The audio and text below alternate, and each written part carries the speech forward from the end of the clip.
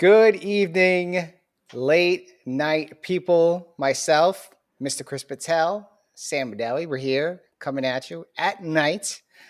And we're getting a little acclimated to the night streams. I mean, I kind of enjoy the night streams, right? Like, no, I didn't fall asleep. I did not fall asleep. I'm still here, okay? Because I it's was watching 9:30 for you. It's Yeah. it's 12 something for me. Oh, Big this dude, difference. Sam is late because he was trading the Dodgers game. First of all, I was trading the Dodgers game and I lost, but that's not the big deal. I'm late because I was getting these kids ready for bed.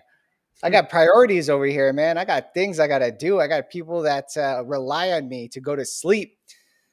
So, See, anyways, how are you, Mr. Patel? while Sam was doing that, I was laying next to my wife because like she was trying to fall asleep, and I was just like thinking like, do kids these days, do they bump and grind in high school, in college like we used to? You remember in college, for some reason, it was just a lot of bumping and grinding. Like, Why do you talk about the most R-rated possible stuff? no, all because the I time? was Like, I'm watching. trying to avoid It's this not topic. R-rated. It's not R-rated. Did you see that Okay, fly? The camera picked up the fly. huh? Was it you or me? Up the fly. No, there was like a Yeah. fly that just flew by the screen, and I saw the camera picked it up. That's insane.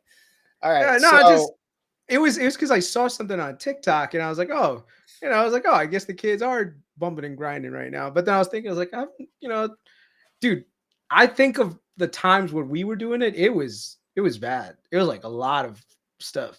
And for people in the comment section that don't know what bumping and grinding is, they know what bumping and grinding is. You don't need to no, explain it doesn't. Cameron Vincent No. doing bumping and No, grinding. Okay, let me Don't explain worry. it. You don't need to explain it because I don't want to get into this stuff. Like, I'm trying to have it. We're not gonna get demonetized. Relax. But I'm trying to have a general audience stream over here, and you're talking about bumping and grinding, playing Dave Chappelle and all this clips to get it. Like, your goal is to just get demonetized. I'm trying not to do that. I'm trying to.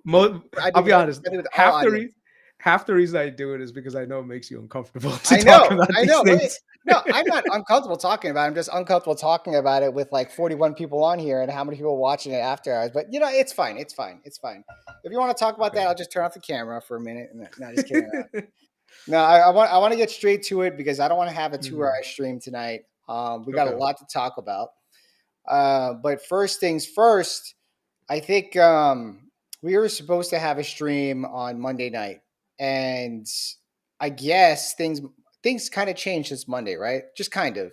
Mm-hmm. But the first thing is that government shutdowns are bullish. Like, they're clearly bullish for stocks, but not only stocks, they're also bullish for crypto. So I wanted to bring up this chart over here that Evan posted. Hold on. Let me share this baby right here.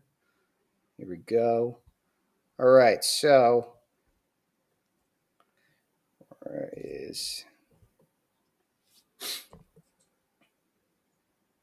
bumping and grinding? They do bump and grind. The comment section talk about it, Bumping and grinding. Okay, Heinz so says no one bumps and grind. Okay, go ahead. Sorry. A lot of people are bump and grind. But anyways, so we got this thing right here. And I want to make this a little bit bigger. Hold on.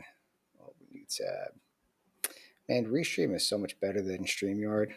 Okay, so we basically got this chart here, impact of government shutdowns in U.S. stocks. And for the most part, there's two things. One, these shutdowns don't last for a long time, with the exception of the one in 2018 and 1995, right? But overall, I would say this shutdown right here in 2018 was not because of the shutdown. This shutdown was mostly because of the Fed. Okay, so the first chart is the week prior, right? So it's down 7.1%. I believe, yeah, these are percentages. That's weird. Why is it percent and then they stopped doing percent? Anyways, I'm assuming this is percentages. I kind of remember what happened here. This is when the market fell in September and it picked back up after the shutdown. It was up about 10% after that. So that was an easy one. But that was 34 days, and this was down 7.1%, not because of the fact that it was a shutdown. It's because of the Fed, because they were hiking rates. And then, if you guys remember, a little bit soon after that October shutdown, we basically had the Powell pivot, where the market almost went in the bear market. But right before that was when Powell had an emergency meeting. They said that they're going to stop cutting rates. So That happened, and there was another one earlier that year, which is very quick. All right. So the one in 1995, I forget exactly what happened here, but if you look at the average length of a shutdown was 8 days, and the average week before a shutdown was basically flat and flat, right? So the week after, the average is up about 1%, 60 basis points. So what we're looking at here is that shutdowns are not bearish for stocks. And if you look at the most recent ones, they're actually quite bullish for stocks. I mean, up 10%, but that's because we were down 7%. But if you look at some of these numbers, we're essentially flat. Just pretty much shutdowns are not necessarily bearish. And I want to really look at data before the 1990s because things were just a lot different in the 1990s. Today, I would even say even things before 2010 or even 2013 is kind of irrelevant considering just how much the market is just in buy the dip mode. And if you think about all this money that's just piling into the stock market and how every single central bank around the entire world is cutting rates or having some sort of loose monetary policy in some form, it has taking a negative headline and closing on a up about like 0.3%, having a green day the day of the negative headline is bullish. It's freaking bullish. And on top of that, you look at crypto. Let me pull up the crypto charts over here.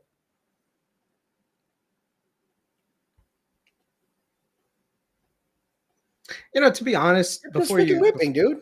It's ripping. Before you show any of this stuff, I think there's a little bit just, in my opinion, I think it's because we've just become so numb to these government shutdowns. I think someone said it very clearly in the chat. It's all become theater at this point. When you've had these shutdowns in the past, these threats of shutdowns, literally it's ended up resulting in a couple of weeks of, missed paychecks for government employees, which they get paid at the end anyway. And then on top of it, the legislation comes back with some minor edits here and there. So, it's one thing if you threaten a government shutdown once every like 20 years. Now this is starting to become somewhat of a normal threat that each party makes. And what tends to happen is, I think around election time, like, before elections start to come up, each party needs to kind of realign the message with the base. And they use this government shutdown to try to make the other side look bad, saying, oh, yeah, it's like the Democrats, they lean into their Democrat roots and say, the Republicans don't care about your health care. The Republicans are like, oh, the Democrats are a bunch of, thrifty, not thrifty. They're a bunch of excessive spenders who care more about immigrants than they care like illegals and they care about native citizens. And so each side of the base is using this as a political talking point that we all know is going to be resolved. And I think the market is smart enough to just ignore the noise at this point coming from Washington. If you think about it, that House, Senate, they're both Republican majorities. The president is a Republican. So it doesn't even really need a lot of Democrats to kind of come across the aisle to get this thing done. And there's probably immense pressure. I bet you there's even negotiations on which members are going to, like cross the aisle just to get everything done. But that's the key here. So I think most of the conversation around this is all about talking point, which is healthcare. And I think this is where Democrats and Republicans have more in common than they're leading on. And I think that's why healthcare stocks are doing really well right now. Okay. So yeah, I mean, we can jump into healthcare. So kind of want to go over the headline for a minute. Let me just timestamp this sucker right here, and we'll bring up the article. And while I'm bringing up the article, why don't you go ahead and lay down like what happened with biopharm companies? Okay, like what happened in the last couple of days that basically sent certain companies plunging, but now obviously recovered today. Yeah, so let's just quickly take a look at this. I posted on X right here. So Oh, yeah, that'll actually be better to do that one. yeah, so one of the things that we saw that the Trump administration is really pushing for is trying to lower drug prices. Now, if anyone here works in the healthcare industry, especially the pharmacist side, you might understand this a bit more. So when you go to a doctor and you get prescribed a medicine, you go to the pharmacy, and you go to your pharmacy and you give them your insurance card, and the insurance card says this is how much you have to pay as a co-payment, and the drug company, gets paid, right? And that's the transaction. So that's what a lot of people think, and that's not how it technically works. It works by basically drug manufacturers working with these middlemen. They're called PBMs, pharmacy benefit managers, who negotiate drug prices on behalf of their members in order to try to get the members the best deal possible. Now, what tends to happen with these PBMs is that the way that they make money is by doing something called rebating. Okay, which means that, let's say a drug costs $1,000, right, a month for a prescription. So it's a 30-day supply, costs $1,000, and they convince the pharma company to sell to you as the consumer, you know, which is basically billing the insurance company $500, right? So it's kind of saying like, look, the patient is going to pay $100, the insurance company is going to pay $400, and now that $100 drug only costs $100 to the patient, and everyone's happy. Like that's the thing. But what they do is they have these other things that PBMs, where these PBMs will say, well, we get a cut of the savings. So they get a percentage of that $500 savings that they were able to get people. So they got $30 off of that transaction. So what happens is, if you look at the insurance business, a lot of insurance companies, they have their own pharmacy benefit managers, and these pharmacy benefit managers have, they're linked together. So if you have, let's say, United Healthcare as your insurance, right? Your pharmacy benefit manager is Optum, and so Optum negotiates with these drug manufacturers to get, quote unquote, the best price. But what they're essentially doing is also getting a cut for negotiating. Now, Trump is saying, listen, let's kind of cut the middleman out. Let's just tell the pharma companies, hey, you can sell directly to the consumer and charge them a list price, right? So everything is very transparent. So if the pharma company says, hey, this drug is $500, that is what the person can pay, and basically just pay out of pocket, whatever. One of the challenges, and a lot of people don't know this about PBMs, is, you ever heard of something called a gag clause? Yeah. Is that the? Go ahead. Why don't you explain to everyone? So let's say a drug only costs $10, right? Like out of pocket. You go to the pharmacy and says, hey, I don't have insurance. They will sell you that drug for $10. But if you say you have insurance, the pharmacist can't say, hey, listen, it will only cost you $10. They'll say, no, I'm going to have to go through insurance. And insurance sometimes will say, you have to pay $20 copay. So you're paying double for the drug if you had just gone out of pocket. And that's the gag clause. And so a lot of pharmacists can't do that. So PBMs are a business at the end of the day. And the sad reality with PBMs is that they are always negotiating for, quote unquote, the patient, which is good, but they also have an incentive to get the drug manufacturers to keep raising the list prices. So imagine right now that $1,000 per month prescription, they convince the other side, like Eli Lilly or Novo Nordisk or any of these guys, and says, you know what, instead of 1,000, why don't you list price this thing at 2,000 and charge my patient $1,000? Yeah. And you're thinking to yourself, wait a second, like $1,000 gets billed? Yeah, but guess what? Now they can say, hey, I saved you $1,000, so I get a cut of that. So before, their profit was $30 for negotiating from 1,000 to 500. Now they negotiated from 2,000 to 1,000.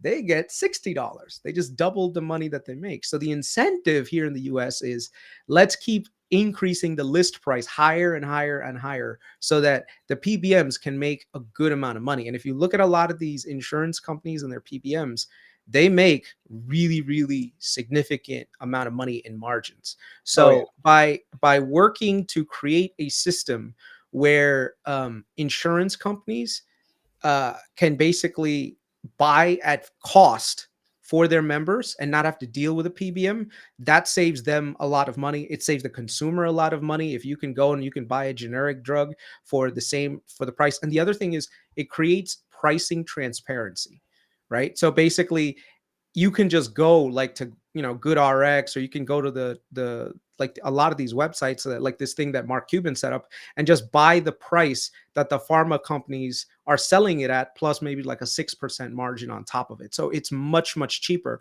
Now, yes, it's out of pocket, but at the same time, you don't necessarily have to, you know, do all these co-pays, and it doesn't count against your deductible. So what ends up happening is you can basically um, get like the lowest tier of insurance if you want, and just pay for a lot of these drugs out of pocket. And there's so many drugs that are generic. If you just buy them over the counter, they're much, much cheaper than if you go through insurance. And I think that's one of the things that is happening. So a lot of this news said, look, we are going to try to get people access to cheaper medications, and insurance companies that don't have a PBM component into their business, they are benefiting from this because they don't have to rely on that income, that operating income that comes from this middleman business. They purely are going to operate on a MLR basis, which is, you know, if you're covering a patient, you're going to basically not want them to spend as much money on these PBMs and just, you know, give away margins. So it's a somewhat of a complicated system that we have, but basically it's good for the patient. It gives the patient a broader view of what the cost of some of these drugs are, and yeah, and the insurance, it gives them a bit of a margin boost too, because if you're paying, like, let's say the pharma, like right now, if you look at like I'll give you an example, Ozempic, right, for Novo Nordisk. They have a direct consumer product. If you try to get Ozempic via insurance, the list price for Ozempic is $1,000. But if you buy it DTC, like you could just buy it directly from Novo Nordisk, you could buy it for $500, which is kind of crazy, right? Like, wait a second, if you have insurance, it costs 1,000, but if you don't have insurance, it only costs 500. Like, how does that make sense, right? But that's how the system that we have here, you know. So the idea of the PBMs were good at one point, but I think the PBMs have become very toxic in that they have become a business that constantly push for higher drug prices so that this way they can use that rebating mechanism to get more income from their client insurance companies. Yeah. Yeah. So on the back of that one, we've clearly had a bit of a turnaround for two companies out there. One of them was Eli Lilly, and the other one was Pfizer. And what we saw was Eli Lilly. This one was pretty early on, but I actually think this was before the announcement of the tariffs. And maybe I'm forgetting my timeline a little bit, but Eli Lilly basically said they're going to invest about more than $4 billion in developing a plant in the U.S. And with that, it would help them avoid whatever tariffs Trump was going to put on, because that Trump tariffs for 100% tariffs on pharmaceutical products produced outside of the U.S.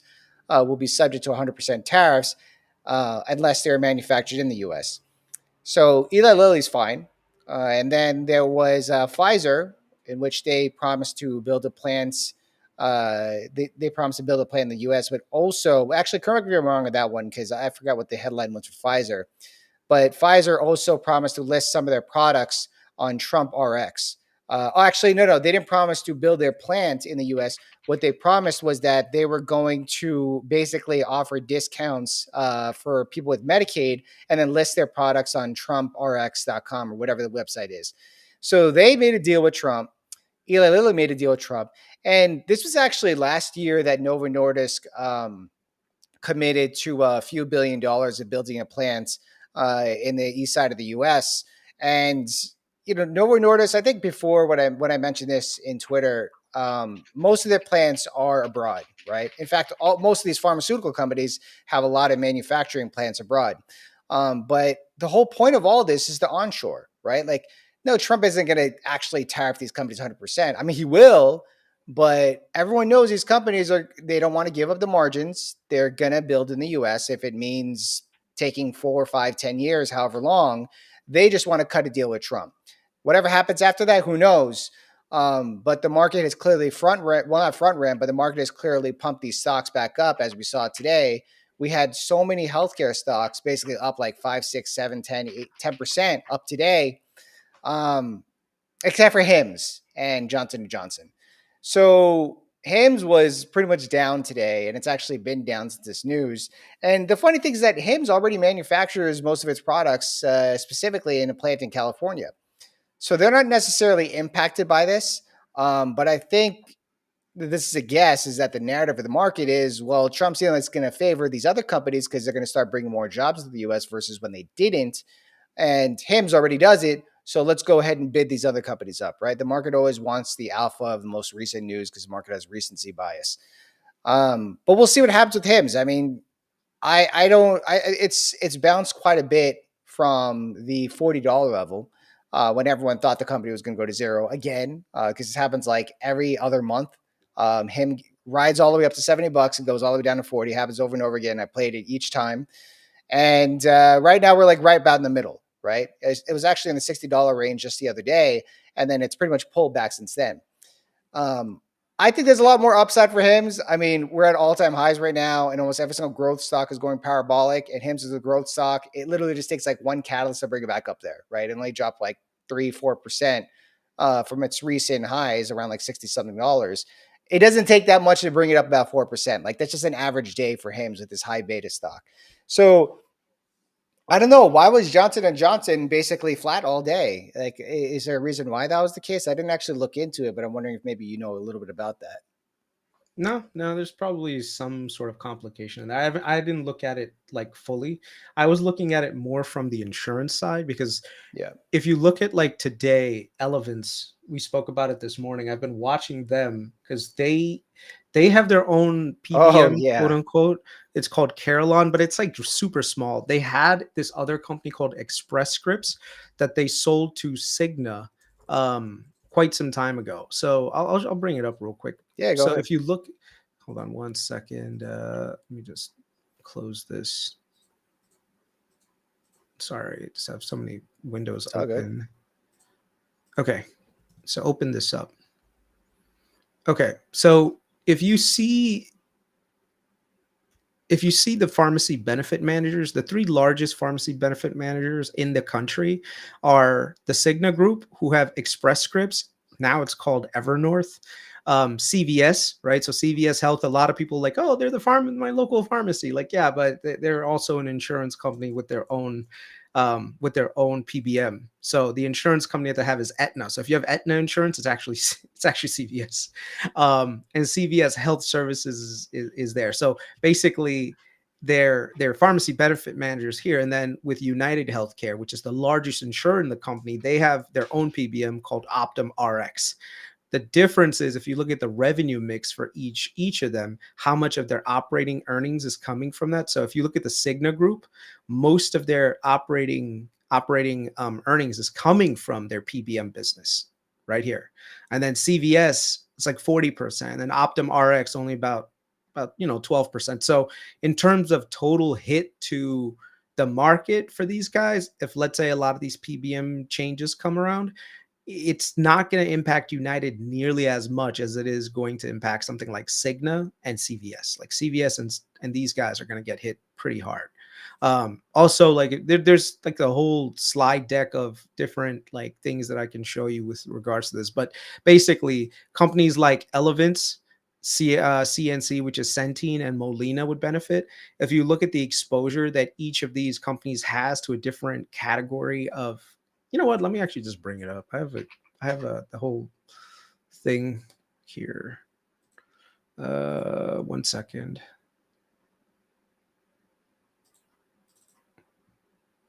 It's on my Google Drive, so I got to share this.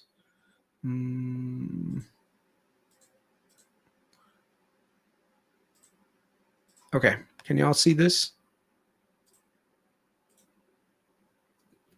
There you go. Can you see that? Okay, so this is the sector view for insurance from S&P. I'm going to run through very, very quickly because I don't want to go into too much details. That's that. But okay, So we'll start over here. So when you look at a lot of these managed healthcare organizations, they have two parts of their business. There's the insurance part of their business, and then there's the services part of their business, right? So this is like the non-insurance side of things. So if you look at Cigna, only 20% of Cigna's revenue comes from insurance. 80% of it comes from non-insurance. So it's things like like the thing with the pharmacy benefit manager with Express Scripts, that would be here, right? CVS Health, 65% comes from there. So you can see Elevance, only 14% comes from non-insurance related businesses. For United, it's a pretty healthy mix. It's like 25% comes from non-insurance, 75% comes from insurance. Insurance has like somewhat of a limited amount of profitability that you can have under the law, where if you generate too much in profit, you have to give some of it back in rebates. So the way that they get around it is by basically contracting with their non-insurance business. And so by having that inter-business relationship, they can just kind of like raise the costs and profits over here while also maintaining their MLR over here. And so if you see this operating earnings, CVS's insurance business loses money, but their non-insurance business actually generates them actual operating earnings. So with a PBM change that could be very bad for CVS, it could end up impacting them more if PBMs get hit hard by this change. United, it's about 50-50, but you can see that United also has, it's a little complicated, but United also has like Optum and Optum Insights, which is like a whole different thing. That's like their technology arm and their like provider arm. So this is different, but you can see that this is a nice healthy balance that United has, which makes them resilient, especially during what is that thing called, during weaker times. So yeah, so this right here, as this goes up, this is not good. When you have a low MLR, that means that your medical loss ratio is good. That means that you're actually making more money. So when your MLR ratios start to go in the wrong direction, which is higher, that means that there's less profit that's coming to you as the company. So one of the reasons why United has been underperforming is because their MLR ratio went from 82% all the way to 86.5. And so they're going to try to do some cost controls to get that down. CVS had some terrible MLR ratios last year. And so they've been kind of working on reducing down some of their exposure to the sicker people in their insurance pools. And basically that's what's helping their earnings. So now they're kind of earning a little bit more. So, but basically this is essentially the business that we have here. Yeah. And the other thing is this right here, the exposure to a lot of the regulatory changes that we're seeing with the current thing that's with the shutdown. If you look here, like Molina Healthcare, look at the amount of people that they have coming from Medicaid, right? So if you cut Medicaid, Molina is going to get hit. ACA is another part of their business. They are going to get hit. So if you cut Medicaid, you cut ACA, this is the impact that you're going to have on their future revenue, right? So this is a problem. Centene is the same thing. Centene, so much of their revenue is coming from Medicaid and from ACA that if there's any regulatory changes that basically takes away from Medicaid, both of these companies are not going to do well. Versus something like United, which has exposure, but it's not nearly as much exposure. United has more exposure to Medicare and to commercial, like through the employers and stuff. So they're going to be a little bit more insulated. Cigna has no exposure to Medicaid, no exposure to well, actually very little exposure to ACA. So that's one of the reasons why, if you look at Cigna's chart, and let me actually bring that up, you'll see that they haven't necessarily been impacted very much compared to United and the other ones. Now, Centene and Molina, they've been absolutely decimated. Actually, let me bring it up while we're here in the chart. MOH.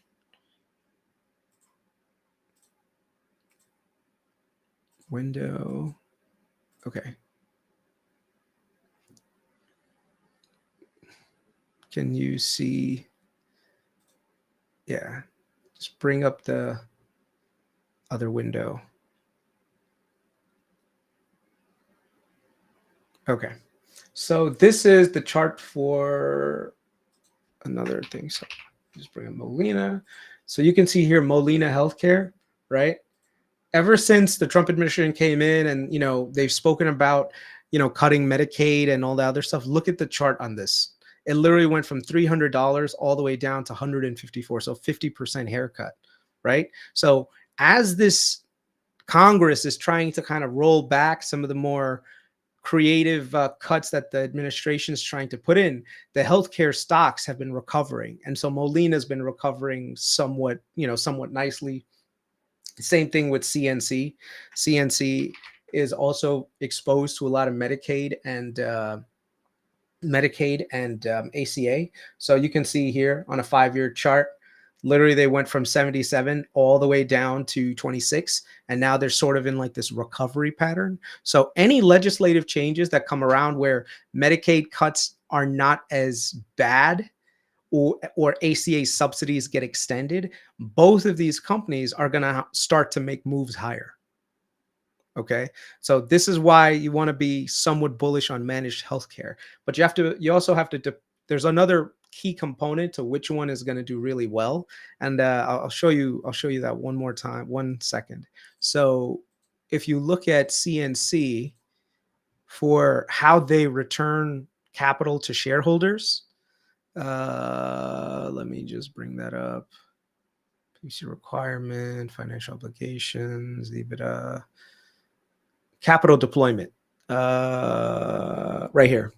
So if you look at the capital deployment of how each company deploys their excess money, their free cash flow, Centene, which is CNC, 82% of their capital goes back into share buybacks. So if they're trading at $25 at a freaking 8 PE, which they usually trade at a 15 PE, and they're buying back shares with all of that additional cash flow, that is going to be very value accretive to shareholders, right? Cigna does the same thing, 68%. United has a nice giant dividend, so they use their dividends and they use their share purchases. They also do a lot of acquisitions, but one of the things that this is from last year. One of the things that United is not going to be doing going forward is doing a lot of acquisitions. So instead, they're going to be focusing in on share repurchases because their stock is so low. And that's one of the alpha points that Buffett, Tepper, and all of these guys, including myself, figured out that, wait a second, United is getting investigated for becoming a monopoly, quote unquote, becoming too big. So the last thing anyone's going to do is approve these giant mergers for United. They'll approve them for other people. Like Elevance is still getting approvals on acquisitions. And so you can see here 26% they spent on acquisition. They spent 27% on share repurchases and another 26 on dividends. So this is where the capital deployment makes it important. And then see for Molina, you can see Molina, 56% of their cash is going towards repurchasing stock, which is pretty good. Now, there are other benefits that I think are, you have to kind of like dig down into each individual company. Like Elevance, their Carillon business is growing at a very rapid pace. So one of the things that Elevance is starting to do is kind of emulate what United has done for the last 10 years. And so this could be very value accretive for Elevance going forward. And if you look at Elevance, it's actually a lot of the old Blue Cross, Blue Shield, all those things. So right now, United has a lot of stink on their name. So a lot of people who don't want to be necessarily in United because of all the regulatory issues and then all the issues around CEOs getting murdered and all the bad press, they're going to gravitate towards Elevance. And so I've been eyeing this thing at 300 and I didn't pull the trigger, and now it's at 330. I spoke to Sam this morning. You know what Sam does? He pulls a Druckenmiller on me. He just goes and buys it, and he gets a nice 2.5% bump. So let me can I pull up the options data here? Hold on a second. Yeah. Hold on 1 second.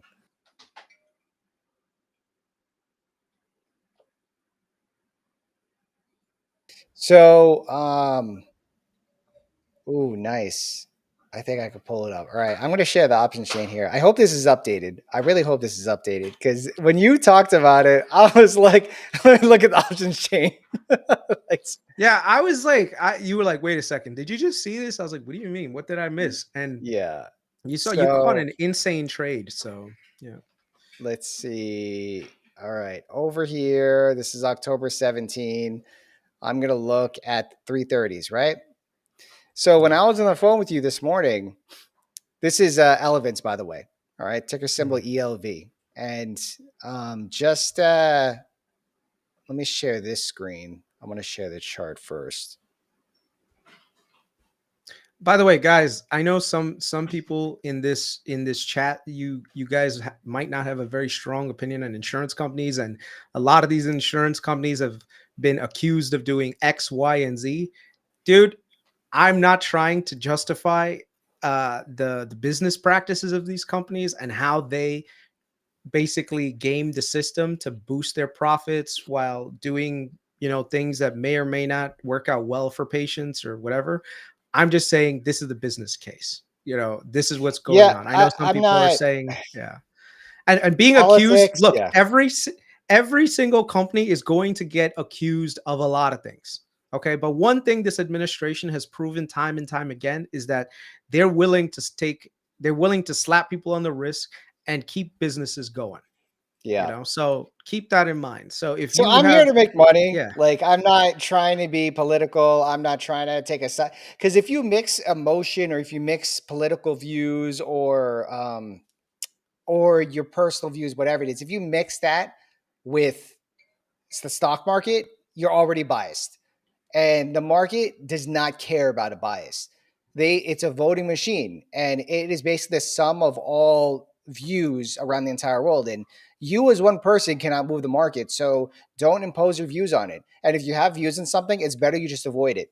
Like if you hate Elon Musk or whatever, then don't buy Tesla and don't short it. Especially don't short it because you're probably gonna mhm. get smoked. So, anyways, why is my screen being shared? Hold on.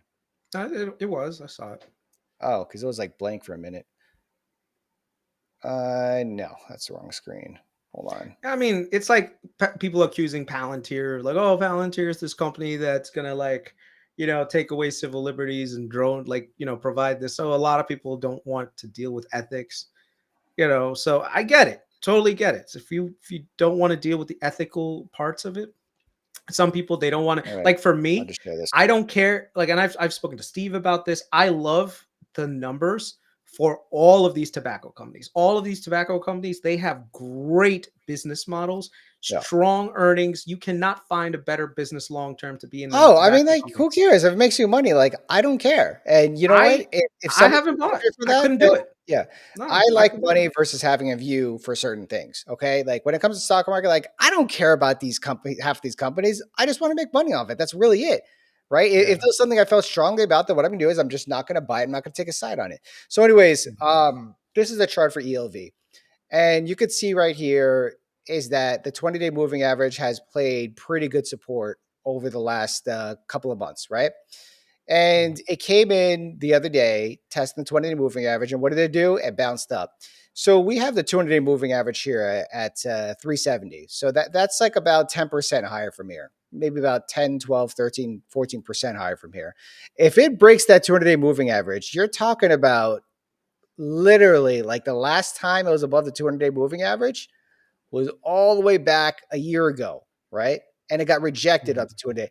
Being below the 200-day moving average is one of the most bearish trends you could possibly think of on a long-term scale. Short-term scale, you could have these bounces and so on. That's why you look at shorter moving averages and stuff. But anyways, going above the 20-day moving average is very bullish. And then you also had the crossover here as well, where the 20 days above the 50-day, which is bullish too. Volume is okay. It's above average, but not really meaning anything. But the thing that really stood out to me on this stock, and I'll share this screen right here,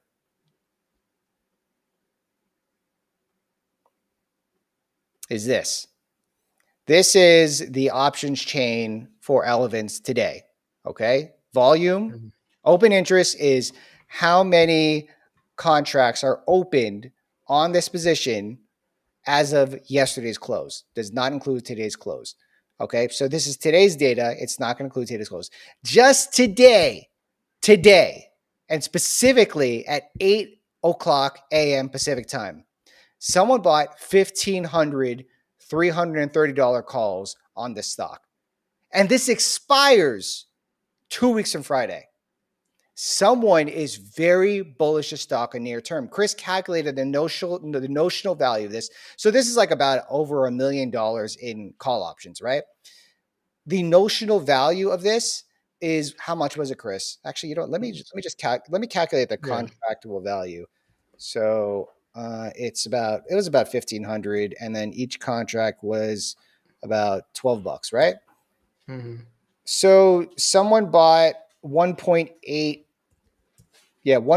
million of calls on this today, right? And this is after it already made a decent move from its lows about a couple months ago. What's even more bullish about this, like I just said, is that it expires in 2 months. Okay. So now let's take, for example, the contracts are 2 weeks. 2 weeks. Yeah, 2 weeks. So the contracts there's 1,500 contracts at $330, right? So the amount of shares is that, the amount of money that is 495,000. Now that's the notional value. So that's 100 shares, right? The notional value is about $50 million, $49.5 million. Okay. Because when someone buys a call option, the dealer or the market maker has to sell that option to you, which means that the dealer or the market maker has to buy 100 shares per contract as collateral against the contract they sold to you. Okay. This is not a very liquid options chain. Handed, 600 open interest. Okay, maybe it's a little bit liquid, but 1,500 calls. The market maker was forced to buy $50 million worth of this stock when they purchased those options. And I don't know how they bought it, if it was above the ask or anything, but chances are, if you're buying 1,500 contracts in less than 2 minutes, there's a good chance you hit the ask on that. That meaning or that it's Chris Patel, or it's Chris Patel. I'm just kidding. Or there's a good chance that they basically hit the ask on it, meaning that they didn't care how much it cost. They just wanted to buy it. Okay. So this isn't an only single indicator here. You have fundamentals. Okay. You have the technicals lining up because it's above the 20-day and 50-day with the 50-day 2050 crossover and the bounce off the 20-day. And then now you have big money getting into it. Those are the three big things you want for a bullish trade. As soon as I put two and two together, I like Chris was still talking to me. I wasn't even listening to him. I was looking at the option chain trying to figure this out. So I went in this, but I did not buy those options. I ended up selling in the money puts on it, right? And the reason why I sold in the money puts is one, I don't want to buy the premium because 2 weeks from now it could basically be zero, right? If it doesn't go up more. But on top of that, it needs to be at least $342, which is about 3% up from here, from where it closed at 332, in order to break even. But if I sell puts on it, right, then that, or puts credit spreads to be specific, then that means that I don't need it to go up. My break even is not that amount. I do cap my gain on it, but it's less risk for me because the most I can lose, I basically sold $600 per put credit spread. The max I can lose, because it's a $10 spread, the max I can lose is $4 per contract.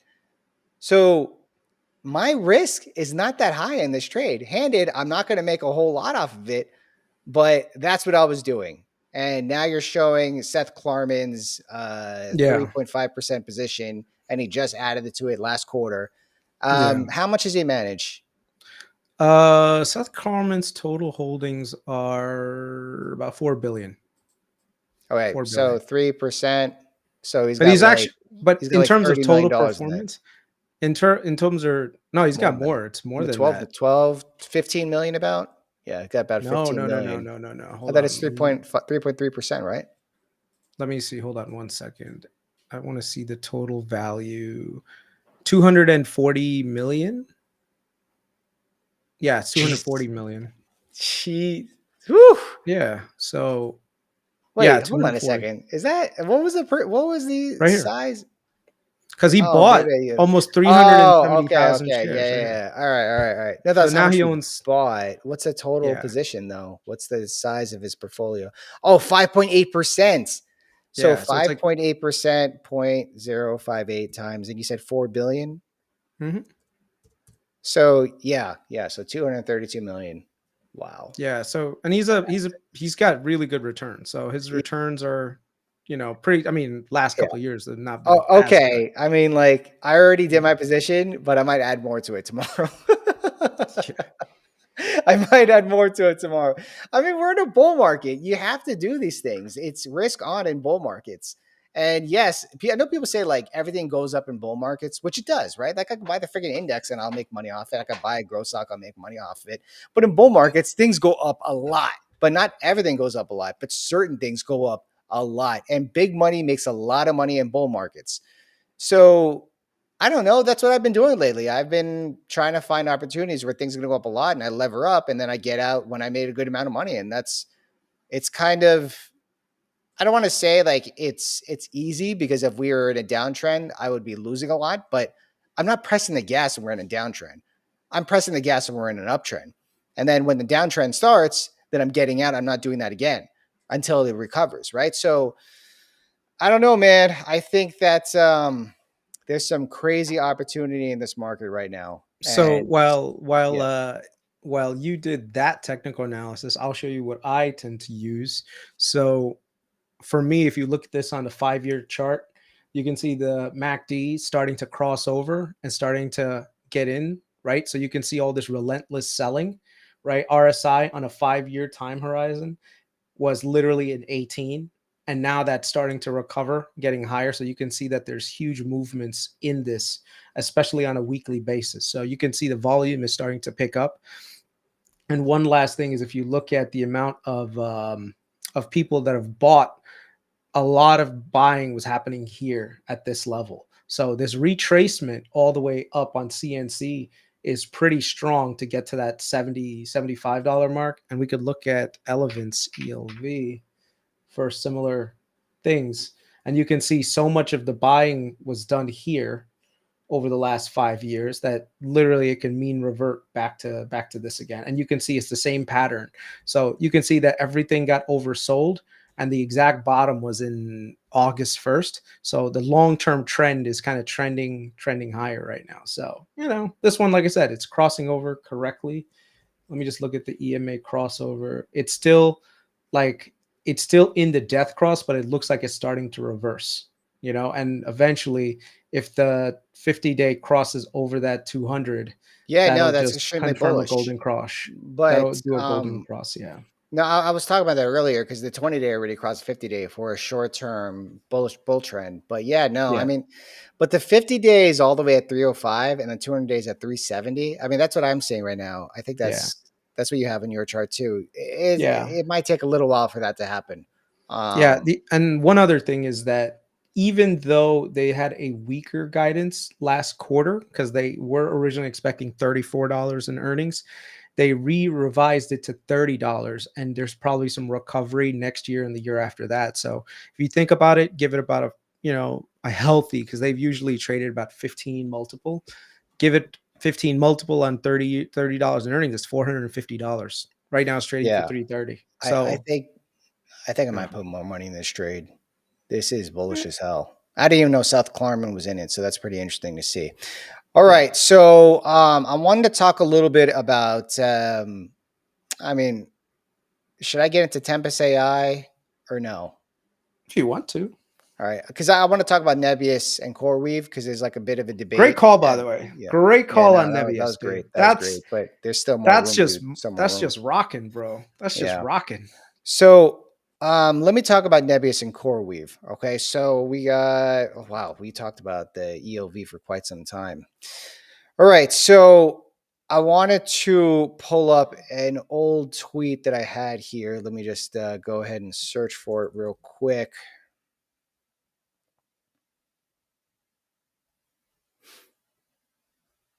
Hold on. I lost the freaking link, so I got to go look for it on my Twitter.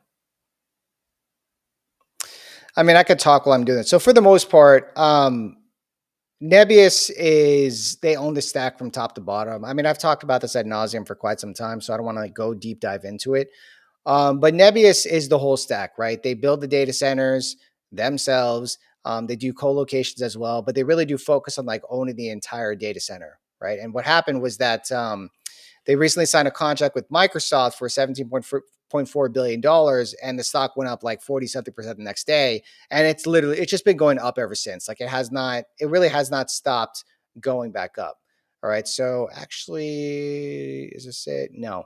So essentially, you have a contract, 17.4 billion, an extra $3 billion over the next 4 or 5 years.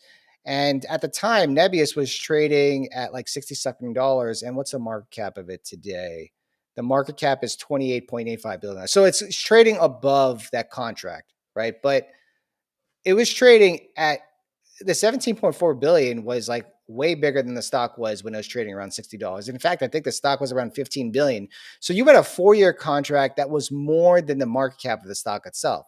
So, it's not going to be 1-to-1, but the stock went up a lot. And I think a lot of it had to do with that, right? But I think why it's still going up is not because of that single contract. It's still going up because if you get a contract from Microsoft, you're probably going to get more contracts from other hyperscalers, right? And I think that's where the market is pumping the stock on, is because they think that's going to happen. So they're going to give it more of a premium. There was actually a tweet that someone posted today, and I don't want to point them out, but they were basically comparing CoreWeave and Nebius. And what they're saying, they're obviously bullish Nebius, but I don't think CoreWeave is a bad company or anything. I just think that they're not two completely different companies, but I think that CoreWeave is a subset of Nebius. And the reason why I say that is because CoreWeave generally co-locates a lot of the data centers, but they do also build data centers as well. But they do rent out compute from the bare metal perspective, which means that they build a server and they rent out the compute from the entire server alone. But what they really do focus on, one of their niche services that they provide, is that they rent out the compute for the GPUs itself, right? So in order to rent out the GPU compute, you need to have the server at scale, and then you need to have hundreds of these servers, thousands, if not maybe sometimes millions, and you're basically renting out the load that someone to run the AI workloads on. So if someone was, let's say, if they needed to run inference queries on like hundreds of models and they didn't want to do this locally in their own data center, they just wanted to rep the compute, then they would tap CoreWeave in the shoulder, and then CoreWeave would run all of these processes and applications and scripts on their servers and then provide them with the output. So it wouldn't necessarily be like this client is going to go set up their own Windows Server operating system or whatever headless server it is, and then run all this stuff on their own. Like they're sending all this information to CoreWeave and running it there, and then getting all the information back. So that could be known as a serverless rental, but they could also be running or using that compute to run all their algorithms and queries and whatever it actually is. So that's mostly what CoreWeave does. And also CoreWeave has client concentration risk. Now, Microsoft likely is not going to be like, we don't want CoreWeave anymore. They're going to stay with CoreWeave, and OpenAI the same thing too. And also Oracle coming up as well. But the thing is that Nebius is not, they're very diversified in not only the clients that they have. I mean, obviously now Microsoft is a major concentration, but they're also diversified in businesses as well, right? So the point that the person was trying to make on Twitter was that Nebius is profitable. So first of all, Nebius is not profitable, guys. They are burning money left and right. They are burning money. They increased the CapEx for their guidance to $2 billion last quarter. Okay. And they're not even making $2 billion. In fact, their run rate is around, I think, $1 billion. But if this all scales out, because they grew at like 300 triple digit percentage last quarter, if this all pans out correctly, the CapEx will not, the CapEx will be less than the revenue that they actually bring in. But that's not going to happen next quarter, guys. That's not going to happen the quarter after that. It's probably not even going to happen this year. It will take maybe a couple years for that to happen, but it's going to happen quickly, especially if they start signing more contracts with other hyperscalers or even bigger contracts with Microsoft. And on top of that, they have 4 other businesses under them. They have Triple 10, which a lot of people don't really know about. It's more like an education platform, and they're scaling that out to Latin America, and that's probably going to end up being profitable very soon. But it's not going to really make a mark on the top line because it is technically courses that you're selling, educational content you're selling to people, right? So it's not going to be a lot of money, but it is going to help. It is going to help the capex and the funding for the core business. There's also ClickHouse, which they own about 29% of, and ClickHouse was valued at $6 billion. It's probably going to be valued around $10 billion in the next couple of years. They own 28% of that. So that's already $2.5 billion. And the CEO said that they will have no problem selling part of their stake in ClickHouse. They are the majority stakeholder in it, but they don't need to have this company in their bucket forever. They're going to use that. They're going to use those funds to fund their operations of their core business. And then on top of that, there's AV Ride. AV Ride is the one that's just as popular, which just recently partnered with Uber. But AV Ride is an autonomous vehicle service, and it's also robots that are all autonomous. They all run an AI, right? And these are already happening right now. They're happening in campuses around the world. They just started in Texas with a partnership with Uber and so on. Like, this is actually all happening. And I would say out of all their businesses, AV Ride or AV Ride is the closest to profitability, right? And that one is scaling out, and that one's doing well. And the second largest business that they have besides a core business is Toloka. And Toloka is probably going to be the fastest growing business out of all of them except for the core business. And it's going to be profitable soon. I don't want to give exact dates on it because I'm not here to give a whole deep dive on it because I've just done it ad nauseum and nothing's really changed in last quarter. Nothing that Thesis has changed that big, except for the fact that they keep raising guidance every single quarter. And now we have the Microsoft news just from a few weeks ago. Toloka has clients like Shopify and also Cloudflare. One of the top e-commerce platform backend systems in the entire world that's still growing and extremely profitable is a major client with Toloka. On top of that, the CTO of Shopify is the chairman of the board for Toloka. And on top of that, Bezos Expeditions, which is his investment arm, is part of the board of Toloka. So you have two major giants basically funding or at least have stake in the company, the second largest company of Nebius, that's there to fund the main operations. They're probably not going to sell Toloka, but it is a very well-ran business that's still scaling out. And then finally, you have the core business Nebius. Right now, it's renting out bare metal compute, but they plan to own the entire stack, which means that they plan to build tons of services and to get big clients. But right now, what the $17.4 billion is focused on is basically Nebius saying, I'm going to build you a crap load of data centers, Microsoft. And Microsoft is going to pay me $17.4 billion. And in order to fund all these data centers, guess what? Nebius is to raise capital. They're going to dilute the hell out of you guys. And don't be surprised if you see it. In fact, the last time they diluted people with, I think it was like about a $3 to $4 billion round, which was oversubscribed, the stock didn't really drop because everyone knows that this is a capital intensive business. And everyone should know getting into this that they are not profitable. If you want to invest in a company that has clean balance sheets, tons of money on the side, doesn't need to raise capital, is profitable and so on, then this is not for you guys. This is not for you. You need to you need to buy the stock today, knowing that this can easily come back to $70. I don't think it's going to come back to $70. I think that we just saw maybe around $90, but I think that I think the story is still early in the stock. And I'm not trying to pump it saying buy hand over fist right now. I'm just saying that if you're buying now, do not come with the expectation that's going to keep going up because nothing keeps going up. And people that bought CoreWeave when it was $180, they had to wait almost 6 months for it to be back in the mid $100 again. Okay. So that's growth stocks, people. And that's really wanted to clear out. And like I made the point in this segment is that CoreWeave and Nebius are not the same business. Okay. But CoreWeave has big freaking clients. Okay. So what short-term potential is there for CoreWeave to grow bigger than Nebius? Probably much more potential because they already have that client reach. But how much runway does CoreWeave have versus Nebius? Not nearly as much, in my opinion. Nebius was the freaking Google of Russia. They aren't going anywhere, dude. So anyways, that is the argument there. Probably not going to be put to bed. Probably going to continue hearing about it. And again, the whole data center theme, and I'll get into IREN and CleanSpark right now. But the whole data center theme is it really is speeding up and accelerating. Okay, so it's not. I don't know, man. You see all these companies just increasing their capex. They're going to smaller players to build out data centers because it's just not fast enough to do it on their own. Um, I mean, it's just going to keep happening, right? And I know there's like that triangle that people show where it's like, well, Oracle is paying Microsoft, or Microsoft is paying Oracle, right? And then Oracle is paying OpenAI, or the other way around. Whatever direction it is, it doesn't matter. But that's not just going to one day just stop.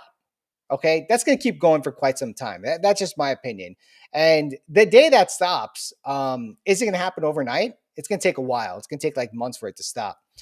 And when it's actually done going, or when it's about to end, you'll know because the market's going to be down a lot. But until then, like, I'm not going to sit here like waiting for it to stop. I'm going to sit here pressing the gas and while it's still going, so that way when it finally stops, I'm not pressing the gas anymore. My engine's already empty. I'm done. Right. That's what I'm waiting for. Like I'm waiting. I'm not waiting for that moment, but like I'm not really waiting for it because I'm just enjoying it right now. Like when you're in a bull market, don't spend the whole bull market trying to call the top. Like you're never going to ride the wave if that's the case. You will know when the market is done. And we've had scare after scare after scare after scare. Last week, I was bearish. I was bearish last week. And for like a day, I was like, I'm wrong. And then I closed my puts and I closed my shorts and I was like, I'm done. Right. And the good thing I did, because like if I kept doing it, I would have gotten screwed hoping for the market to go down. I don't want to be in a bull market every day hoping the market's going to go down. I want to be enjoying it. Right. I mean, I don't know. That's just where I'm coming from. I know you have like a little bit of a different side from that one. But I'm not going to spend this whole bull market trying to call it top. Oh, you're on mute. No, you're right. This is where you kind of have to follow a little bit of the George Soros mantra, right? So George Soros says there's three times where you can make money in a cycle. You can make money when the bubble is inflating. You can make money shorting it when the bubble is deflating, and you can make money on the recovery when the bubble starts to come back to normal again. You just have to know which one is which, So right now, based on all the evidence that we're seeing, AI data center spending is not going down. It doesn't mean that it can't happen. And that's the one thing that I've been watching out for, which is just, is there any indication that growth is slowing down? As far as I can see, it doesn't seem to be the case. But if it does happen and we start to see kind of the other thing happen, then you kind of want to make sure that you're hedged to the other side, because evaluations on a lot of these things is pretty insane. So that's all. I mean, they're insane, but there's people with a lot of money that are willing to buy the dip, okay? Because like the market wasn't even down 2%, but it got bought up like it was the biggest dip in the entire world. And it is consistently been happening since April. Consistently. The market has not dropped more than 3.5% since April. Like, why are you calling the top? Like, when the market breaks down, I'll be like, all right, guys, there's a good chance I might have been the top, but just in case, I'm going to prepare for it, right? And I'm going to close all of my crazy short-term plays because I don't want to be sitting here hoping like something bounces or whatever. Like I'll get back in once the bull trend is recovered if that happens, right? I hate to say it ad nauseum, but that's what I did last February. That's what I did when the market broke down. I'm like, I'm not going to be a Jack A right now and try to call the bottoms, right? Like I'll buy stock, but I'm not going to play and do any crazy plays. And I don't know. We'll know. Anyways, we spent like all of the last stream talking about that stuff, but hey, man, I mean, maybe right now. Next episode, maybe we'll do like BMNR and just go over that, like what's going on with the thesis on BMNR. So but I think that's going to be a very, very long discussion. But oh man, so bullish. Bro, everyone's bullish on BM. Like Tanner's in Hell there, yeah. Tevis is in there, Roy, fucking Like Tevis me, is in there. All right, you. I'm out. I'm out. Tevis is in there. Yeah, I'm out. Tevis. Yeah, I know, right? Tevis is Next time like like, that guy gets long something, I'm screwed. When Tevis got extremely bullish on lemonade, like that was the freaking top. he's nah, that's not true. He's got SoFi too. But then he also I got out know, of I know. Webull around the same time I did with that stupid like Yeah, thing. And then Webull started to recover and got it to like 17, 18. And I was like, what the hell? And I looked at it, I was like, dude, I'm using their product. It's good. I like it. So I'm gonna I just need to go with switch it. over. I need to You switch know. over to their charts, man. I'm telling you, try it. You'll see it's good. It's really good. So I got Matt to Triple O. try using it, and we were going over a few things yesterday. He's like, "Wow, this is really good." I was like, "Yeah, that's all right." To get into the I know. people. I'm gonna try it. I think I need to switch off of Trading View because I'm telling you, my brother trades futures, and like every time I open the stupid application, it's like on ES, and I'm like, dude, I want to look. I want to look at the stocks, not ES. It's like, and sometimes like I go like when I open up an ELV, right?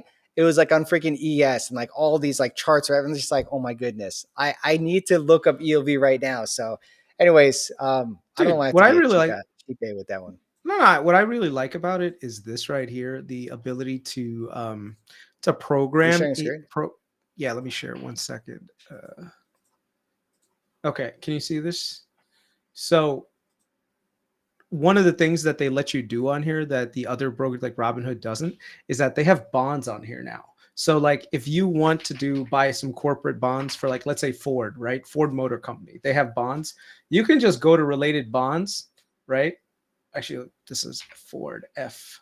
So right here, you can find their bonds that they have outstanding, what their current yield to maturity is, if they're callable or not, and just literally go to it and buy it right from this. And I was like, this no platform that lets you do this so simply. This is one of the things I like about it. That's like a very big differentiator. Um, the other thing I like is that if you go like the indicators, you can actually program your own custom indicators. So like this one is the personal one that I created for in Pine Script. If you want to learn like a good like scripting language, you could learn Pine Script. Actually, let me just share the entire window because otherwise it won't show up. Okay, there, share that. So you can actually just put in whatever like indicators that you want and create custom things. So I like looking at MACDs. And so MACD has like these indicator with like bubbles right here if you want. So let's say, I want to do a specific one. So the one that I did was the EMA crossover indicator. You can just put that right in there. And actually, this is two of them. So this way you can see those golden crosses and the death crosses. So you can see right here this indicator that hey, a trend is reversing on the on this. So golden crosses just occurred. So this is a good entry point for Google. And at 166 was the right time. So this way you got that golden cross. With the death cross, you can see the same thing here. You can also track the MACDs as well to see like what the selling pressures are. So like a lot of these nifty features are awesome. And one thing I realized is that even though Robinhood is my main brokerage for the charting and for the watch list, bro, this one is so much better. By the way, we got to talk about this maybe in a couple, maybe next week. Have you heard of Angel Studios before? No. Dude, they had a crazy day today. So they are I don't want to call them like a right wing kind of like company, but they're trying to do more production stuff that caters to more like conservatives, right? So today all the news came out that Netflix has like a whole bunch of like DEI stuff, and there's all these, Elon Musk retweeted everything. So what ended up happening was because of that, everyone was buying this thing. This thing was up almost like 40% today. And this just IPO'd like not too long ago. The IPO came in hot at around 40, $50, and it like the bottom was around 385, and it's been recovering. And so Rob Schneider posted on X about this, and then Elon Musk did his whole tweet about it, and now it's reversing violently. So today it was up. Look at this. What was it up? Let me look on the thing. Sorry. watch list. It was up 33% today. And this is only a $1 billion company. So literally gained 300 million in market share just today. Now Paramount. I remember you talking about Paramount before. Yeah, Paramount did amazing too, man. That's Yeah, another one that I missed. I mean, you were very bullish on Paramount for a little bit, and they had a merger, right? With Yeah, they Paramount merged. Skydance or Skydance bought it. But Yeah. like, how much So did Paramount sell for? What was like $24? no, it was cheaper, but the point is now they have a huge amount of backing from Larry Ellison's son, David Yeah, Ellison. And that was like the bull case because they were streamlining a lot of things using Oracle. And I was like, wait a second, their earnings are gonna just rocket. So I got into like analysis paralysis with this thing, but yeah, if you look at this on a 1 month chart, it literally went from $14 like 18. it's all good, dude. You're fine. I mean, You can't hit you them have all, right? ELV. You have ELV. I feel like I don't have that. ELV yet. I was researching it. I didn't buy any. You I don't bought it. know. You should have just bought it and just did the research after that. I mean, like the floor is pretty low. The floor isn't even that low from where it is right now, Yeah. right? Like takes like that thing expires on October 17. I'm sure. Well, those are the closest date of options you can buy. Yeah. So one of the things that you're gonna see with like I looked at some of the content that they had with like Angel Studios, and so they have their own productions that they do. But I think what's really important is just it's like this alternative to Netflix-ish kind of thing. I don't know any of the shows that really have been gaining a lot of traction, right? But they got some good stars on there that are up there. But a lot of their content focuses on like the Christian demographic. And so they actually had this one thing that's been going viral on TikTok that I've just been seeing all over the place. It's this cartoon animation with Jesus right here. It's called The Kings of Kings. It's actually pretty good. Oh yeah, I saw that. You see it? My niece was watching that thing. Yeah. Yeah. So I think if this company gets like more traction and stuff, like people looking for alternatives to just Netflix. I mean, this is a very, very small company. It's got subscriber based revenue model, which is really good because the way that it works is that the more the more you scale up in users, the less it costs per unit for production. That means your profitability is better and better.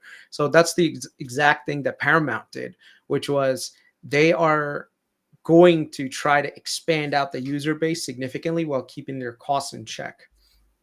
And yeah, if they hit a couple of things out of the park, they'll do a really they'll do really good as a business segment.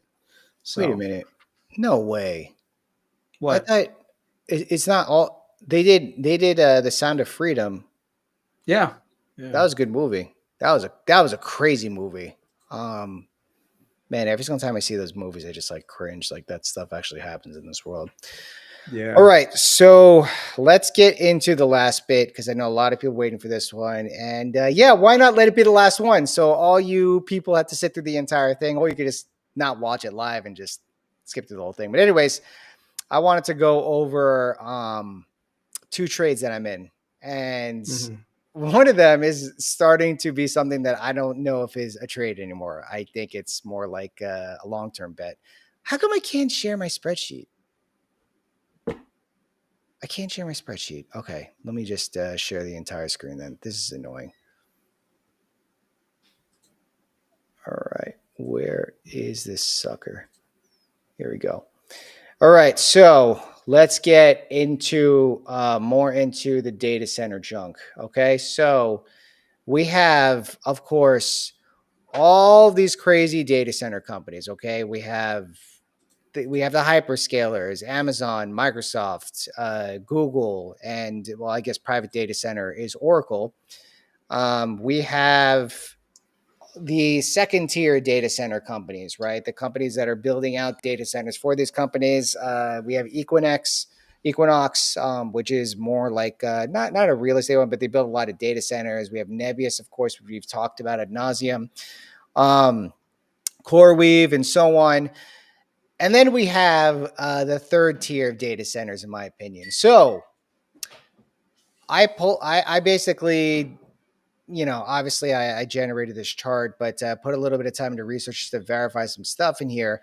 But this kind of gives you like a holistic view of like what's the difference between Nebius, IREN, and CleanSpark. Okay. A lot of people already know about CleanSpark from the Bitcoin mining days. Yes, they are a Bitcoin miner at heart, right? But one thing that they did recently was that they pivoted. They didn't completely pivot like IREN did. What they did was they said that they will, because of the fact that, and I've done an interview with this company called Canaan, and Canaan builds ASIC chips for a lot of these Bitcoin miners, and they know these miners very well. And one thing that they said was that these miners is that it's very easy for them to turn their systems off, turn it back on, or quote unquote pivot to utilize their GPUs for AI workloads, right? And that's the reason why a lot of these miners are getting into it, because like you don't need to build out new data centers. I mean, you can, which is what IREN is doing, but you could also use your existing compute for AI workloads, right? You can repurpose it and you can do it very quickly. And the benefit with a lot of these miners is that a lot of them are strategically located in areas where energy is significantly cheaper.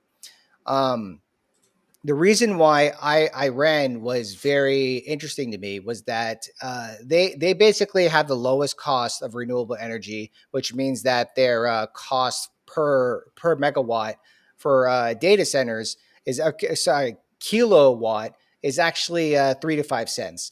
The other miners that turn into data centers like Cypher, Wolf, and everything, they're not as cheap. But then again, they are still pretty cheap, but they're not as cheap as 3 to 5 cents. And the reason why this is important is because if you're building out data centers at scale, like IREN, whatever, they're at about 24,000 GPUs right now, NVIDIA GPUs, and they can scale the existing data centers, which are the Horizon 1 and 2. They can scale that out to about 38,000 GPUs. And these are like not just single H100s, just H100s. Like these are like the GB300, GB200s, right? Basically, you have the H100s, which is like a single GPU, and you have the 8GB 200 and 300, which is like two GPUs slapped onto an entire board, and like literally the whole server is like two GPUs powering the whole system, like a monster. That's the best thing that's out right now, right? The Sweetwater Hub, which is the one that they're working on, which they expect to be in partial service by H2 2026. Is planned to be up to 600,000 GPUs. That's insane. That is insane how much GPUs they can push out and install and set up in this data center or in a hub of data centers called Sweetwater. 600,000, right? It's amazing to me that a company like this, because most of the mining that they've done is in Australia. In fact, the two brothers that run it are Australian. I would even say, like, you guys actually, I could probably pull up a clip from CNBC when this guy was talking last. Like, obviously, they're going to try to pump their own company, whatever. But like, after looking at it, I'm like, holy crap, this trade might not be a trade for me. This might be a good medium to long term hold. It might be a good amount of upside here, because looking more into it, you have renewable energy. You have the fact that they could scale out. I think it's about 250%. Right now, they're at about 880 megawatts as of the last quarter. They're expecting to scale out to 2.91 gigawatts by H2 2026, which is about a year from now, less than a year from now, actually. And if they can do that, that means they are probably going to be targeted by a hyperscaler or some gigantic conglomerate with some sort of contract, whatever that is, right? So if you have Nebius basically sign up for multiple gigawatt contracts with Microsoft, $17.4 billion, and IREN might have it in the next couple of years, someone's going to sign up with that, right? The fact that these other companies, these hyperscalers, are going with these smaller players, like Google went to TeraWulf, they went to Cypher, and then you have other companies like Bitfarm and Applied Digital. Applied Digital, I believe, got tapped by CoreWeave. You have Bitfarm, you have IREN, and they haven't got tapped yet. They obviously have contracts for other companies, but like, it's only a matter of time. The thing is that I think the market expects that to happen, which is the reason I ran so much. So when it does happen, I don't think we're going to see like a crazy 40% gain, but you will see a gain, right? But like, I still think that the company isn't egregiously expensive considering what their trajectory is, but it's getting pretty up there. And yeah, someone said Hive. To be honest, I have not really looked into Hive. I think that's the one. No, Hut 8 is the one that's has the eyes of like Donald Trump's son or something like that. I haven't looked into Hive. To be honest, there's so many out there, and Cypher would have been probably one that I would have picked. But the thing is that they already had the Google contract priced in, and I didn't really want to get into it after that. And they, it wasn't like they have to dilute, right? So Cypher is not as profitable as IREN is in terms of Bitcoin mining. IREN is a sustainable company when it comes to Bitcoin mining. So their requirement to dilute is not really, they might not have to do that. Their operations might be able to be funded by the Bitcoin operations. So they could dilute, but we just saw Cypher dilute and then they dropped like 8%. Like, yeah, they went back up and basically recovered that. But at the same time, like Cypher has that dilution risk, right?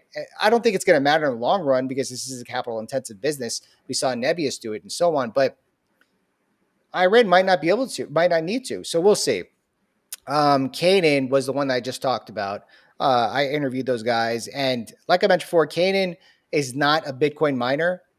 They design ASIC chips or application specific integration circuits, which is basically like GPUs that have a that are designed for a specific task or a specific set of tasks. And in this case, they design ASICs for Bitcoin mining companies, right? To mine Bitcoin.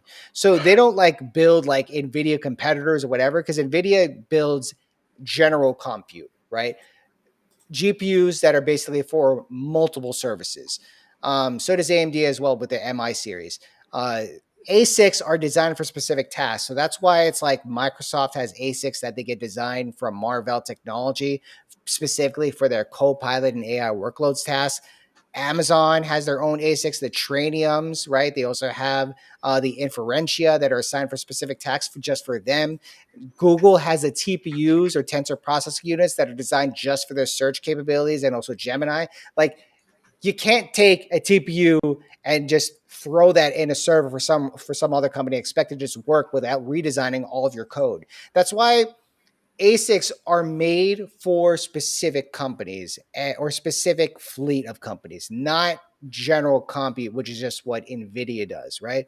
The thing is that ASICs, because they have a specific purpose, their TAM isn't as wide as a general compute GPU like a GB300 or anything. So that's the reason why. Got a little diverted over there. So let's talk about CleanSpark a little bit.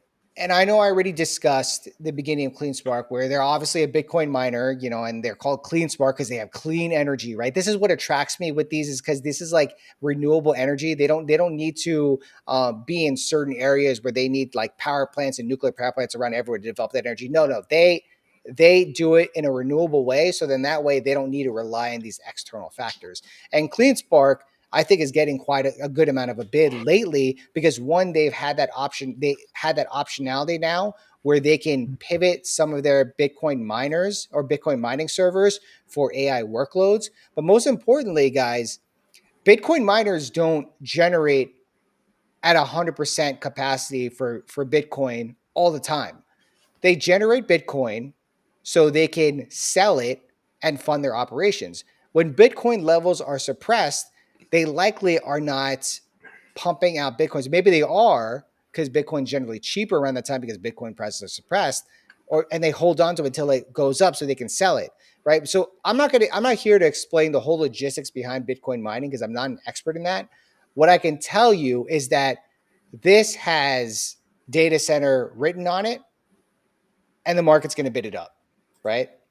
Chris is yawning more than contagious in COVID. Yeah, I mean, It's I could 12:30 talk at about, night here. yeah, I could talk about this forever. So it is what it is, right?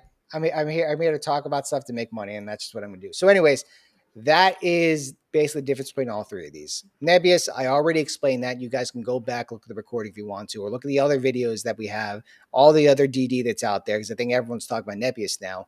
IREN, people are starting to talk more about, obviously, because the price is going up, right? It's up about like 10 times from the single digits when it was trading at just a few months ago. And CleanSpark, I think, is going to get two tailwinds. One, the price of Bitcoin's going up, but also if they sign some sort of a rental or leasing contract with pretty much any company when it comes to AI compute, it's probably going to get a little bit up. So, yeah, guys, that's that. And yeah, I mean, I wish you convinced me to buy IREN at like super cheap price, bro. You didn't do a good job. Sorry. I don't. You should have done better. You should have been like, Chris, buy IREN. I mean, the chart looks pretty scary. Yeah. But we're in like the middle of a massive data center tailwind. So I may or may not have added to my position in the 40s. I don't know. We'll see. We'll see. We'll see. But those premiums are insane. So I mean, you can even like sell like a call from like a month away and buy something, and like you'll still be good if it goes down to $30. Like it's pretty insane. But yeah, guys, appreciate you all being here. You know, if you guys haven't, if you're watching this on Twitter, whatever, if you're watching on YouTube, please like and subscribe to the video for the algorithm. We're obviously doing these on a weekly basis, but we also do private ones for the Patreon, which is at actually. Let me throw your Twitter on here, guys. You probably by the way, tell, yeah. Next company we need to research, and this keeps coming up.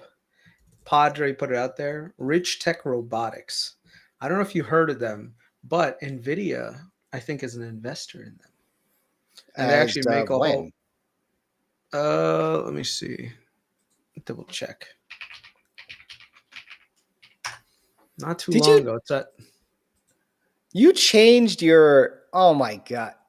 I'm on your Twitter right now. And you took off your Patreon link and put on the reference code. There's too many scammers. There's too many scammers, bro. I took the Patreon thing off like a while ago. Why? There's too many. Because there's too many scammers, bro. I'm not trying to get all the people to get some. Dude, you know how many people like get on the freaking Discord and start messaging people like, "Hey, join our private trading things." I was like, "That's just the nature of the game." All right. No. I gotta make sure the members come first, man. So as much as I want to do shameless promotion, I think safety is priority. But yeah, Richtech Robotics. I'll just put it in there anyway, just in case people are curious. Yeah. Go ahead, Rich Kid Robotics. Richtech Robotics. Richtech Robotics. Yeah. Rich the Kid. I did not do a lot of research, on it yet, but they are part of NVIDIA's Connect program. And they've been doing really well. So when did you mention that? I can't even find it. I was trying to look for the chat message where you mentioned it. What's the ticker? RR. Oh, it's RR. Okay. All right. So I'll share the screen. Yeah. So like I said, this is one of those things we definitely have to research way more. Look at RR as a barista at Kaiser Permanente.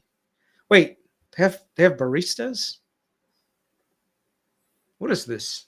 What do they do? I never heard about this, but this sounds pretty freaking awesome. This sounds pretty freaking awesome. Richtech Robotics. That's them? Wait, scroll up. What? Up. Go up. Which one? This thing? That's them? That robot? That serving robot? No, that's Keenan Robotics. That's because I see that. I see that stuff everywhere, man. I saw this thing. I think this is Richtech Robotics. Like this is one of their robots. Yeah. So the one that's like a bar. Thanks, man. Content. It's on YouTube. It's not copyrighted. But okay, cool. Richtech Robotics. I will throw that in the description. Yeah.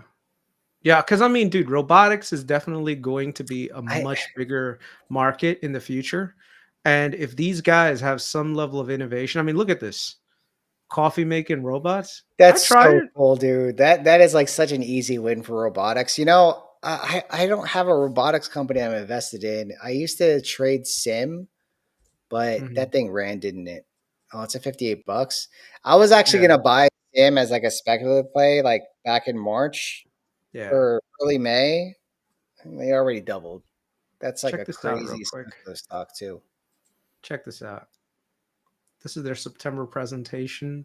So they do use that thing, the robots, the one that you were talking about, the Atom ones. They do Those have that. those are so cool, dude. The ones at the restaurants. I was at a restaurant that did that. I've seen these at the hospital Yeah. actually. The automated Actually, I've cleaning never seen that robots. one. Yeah, I've never seen Yeah, that yeah, one yeah. actually. I've I've seen the seen the restaurant I've ones many times. yeah. That's cool though. I've Look, never seen that, the bartender one. th- so Dexo. So Dexo is the company that has the contract to our hospitals like cleaning services and stuff. So that's probably where it's coming from. But yeah, I've seen this thing where it basically is like a mobile cleaning thing so for the floors and stuff. So yeah, it's really cool. He's already talking about the place. This is so funny, dude. I freaking love this chat right now. They're already talking about the place. About what? No, Oh, he's already talking about the options on it. I didn't look at the options on it yet. No, he's already talking about the options. So funny. See, they're powered by NVIDIA Jetson Orin Nano. You know I what? wonder, It'll be really cool to front run that thing and then see the 13Fs come out next quarter, and you see that Nvidia has like a 10-20% stake in it, and the thing just pops after that. Oh, that'd be dope.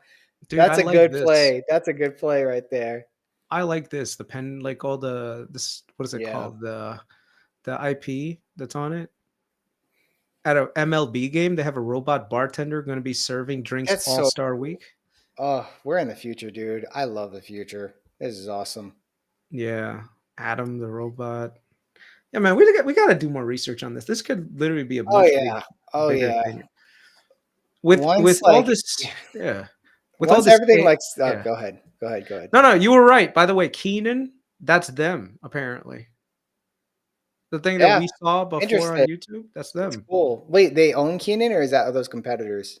No. That's a company that does like a services business, but gives you that robot basically. They got a robot that goes around like a vending machine robot. That's kind of crazy. Ah, you're right. You're right. So Keenan, like you're saying, they don't build the robots. That's what Right. Richtech does. So Keenan is a service that distributes them and supports it. So they've got Oh 4 my million goodness, in dude. cash. Dude, They've this, got this is 6 this is how you make some serious money in the stock market. When you find these like little things and then you that make can the connection scale. to Nvidia. Yeah, what's their actually hold on. Let me open up Fiscal AI. What's Jensen's last name? Huang. This guy's name is Wayne Huang. Maybe that's his cousin. Get the hell out of here. God And then, damn. and then the CFO's name is Huang too. Wait, what's Dude, Jensen's last name? that is like the Smith of last names in Asia. I don't care, Like, bro. You gotta find the Jensen. are you gonna chat Yeah. GPT? Is Jensen Wong related to these mofo's? Yo, I believe in the Hong family. The Hong family. Yeah, it's the same one. It's the same spelling, bro. The Yeah, Hong I know, family but took us what to the makes you think future, he's bro. related to him? Let's see, because he's got a white first name and an Asian last name. You know, That's it's not his Jensen real name, Huang. though. That's not his real name. I mean, I'm gonna ask right now: is Jensen Huang related to Wayne Huang? Oh goodness, You so know, funny. Lisa Sue and Jensen are cousins, right? Yeah, right. Yeah, they are. It's true. I mean, they're like a little distant, but they're cousins. It's real. Are distant relatives, first cousins, once removed. So they are. So like there was an in-law that got separated, right? Is that what that's what it means? Once removed. Is that what once removed means? Like there's an in-law that got separated. Uh, I don't know. I think so. Whatever. The freaking Wong family is running the world. Yo, I'm down. I don't care, bro. If Jensen Huang partners with with Kevin Huang, no, Wayne Huang. That's probably not his real name. By the way, like all my Asian friends growing up, you'd be like, "Oh, my name's Tony," and it's like, "What's your real name, bro?" It's like, "No, it's Tony." Like, shut up, bro. What's your real name? It's not your real. It's That's not like, your real name. Yeah, no. yeah, it's like Wang Yi. All my Asian friends, like, they got a real name. They don't want to say what Yeah, their real name is. All right, dude. It's been great. Again, if you guys are watching us on Twitter, if you're watching YouTube, go ahead and subscribe to the channel. We're releasing tons of content on this stuff. And I'm going to do a deep dive on Rubrik again, because that is one of my favorite companies. Just keep buying right now, because it's just, I bro. mean, it's going to recover. It's going to recover. Maybe this is the business we need to be in. Look at this. They have a mobile coffee making robot that you can just buy, park it, and boom, it makes coffee in the morning for people. Just buy one. Just sell like a few spreads from Carnival and just buy one. Buy one of these robots? Nah, bro. They're probably Yeah. really expensive. There's no way that this thing's cheap. I bet you they have like, I have to look at their business model. Maybe they build it and they lease it out. Robot as a service. See, that's what they do. Yeah. No, That is nice. That is actually much better than hardware margins. So basically, instead of trying to just directly $230 billion addressable addressable market. Let's see. What's their market cap? They're less than $1 billion? Yeah, 700 million. AI-driven robots. Look at this goddamn options chain. Don't tell Amit, because then Amit freaking degens into this and it goes up like 20-fold, because then all his viewers start buying into this thing too, and we never get to buy in it. Like, you came on a stupid show and pitched Nebius. Nebius, like, and that was one of the ones that he picked for his ETF thing, and that's his like biggest winner. I think he's up like 100 and something percent on Nebius. I don't know if. Okay, hold on. Let me. We're gonna extend this podcast. Are you looking at Jensen's family tree? No, is that what you're doing? No, man. That's what I've been doing for the last 5 minutes. And like, check this out. Does Jensen have any cousins that have robot companies? I'm asking ChatGPT right now. Check this out.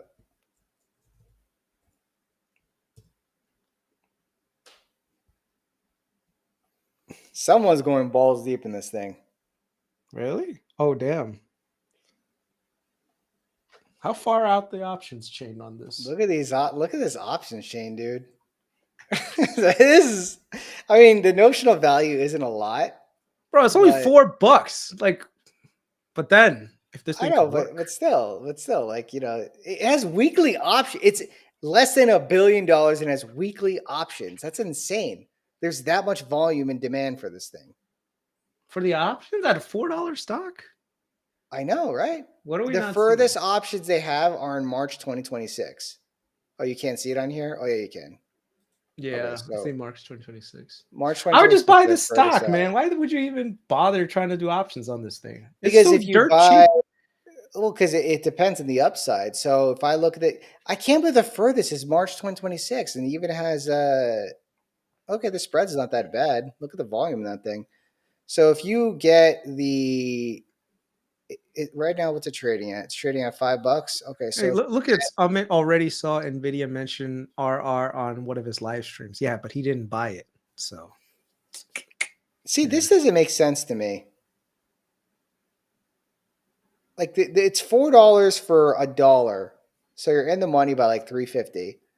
So about or $3.75. So 25 cents is the extrinsic, right?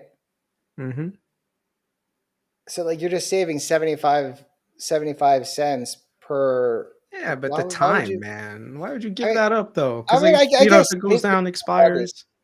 But like why would you buy it? Like to just buy the stock at that point, right? Because if you buy this one, okay, if I were to do this, I would sell calls against this sucker. So I would buy this. Not financial advice, guys. I'm just sticking in my head. So if I write this down for the SEC later. 1 second. Yeah. So what do I have to do?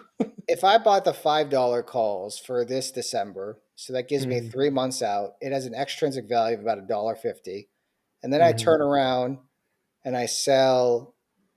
I don't think you do this in Robinhood. You probably got to use like Thinkorswim or something. If I turn around and I sell like the weekly options for $5, it's already 15 cents, 20 cents. Yeah. And then if I sell the one out, It's 40 cents. Like you could just make all your fucking money back.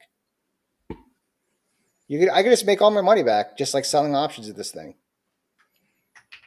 Interesting. I might check this out. We need to do more DD on this one. Or is this a Druckenmiller, Soros, just buy it and then we'll research it later kind of thing? Nah, I need to do more research into this thing. I'm ready Yeah. going. This isn't the theme. Robotics are not the theme right now. The market's riding on right now. It's data center. So, bro, it went from $2 to $4, almost like $5. It retraced down. I mean, the chart is not the hottest for it right this second, but bounce off that 220-day moving average. Interesting. What happened on Friday, August 22nd? Oh, and they That's just like when it just took IPO'd this off. year. They just IPO'd this year. They IPO'd in 2023. It looks like. But what happened you're right. What happened on Friday, August 22nd? Because that's when like the thing just took off. Friday, August 22nd. Yeah, I think that's when the 13Fs come. Yeah, that's when the 13Fs came out. Let's see here. Any of the big guys bought this thing? Well, let me see here. NVIDIA 13F. They own. Oh, I didn't know NVIDIA owns Applied Digital. Yeah, that's freaking Jensen Huang. No, they don't own. They don't own RR. How did they have a partnership? I guess. Oh, it's just a partnership. That's all it is. Yeah. Okay. Yeah.